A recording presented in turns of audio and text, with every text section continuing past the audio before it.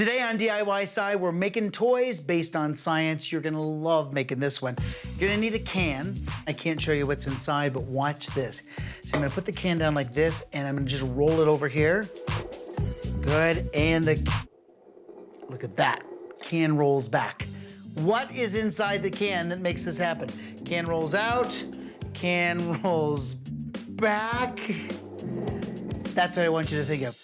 There is something pretty tricky inside, and believe it or not, it's as simple as a rubber band and a weight. And in this particular case, I'm using a hex nut. Now I've got another version for you to see, and you can see inside. So here's what we did. Poked a hole in the bottom and just pushed a paper clip through. Same thing happens on this side as well. So notice how the weight, it's just hanging there from the very middle, taped in place.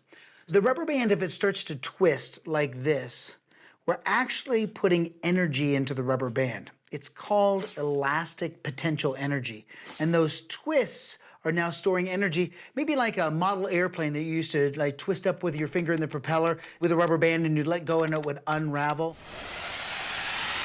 The same thing happens here. As I roll it here like this, notice how the rubber band twists.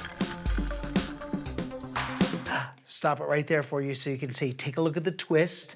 That's where we've stored that energy. And now it wants to untwist. Now when we pull back, it rolls back.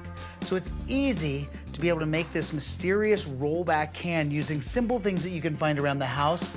And when nobody can tell what you have inside, I promise that you'll fool them every time with your very own rollback can.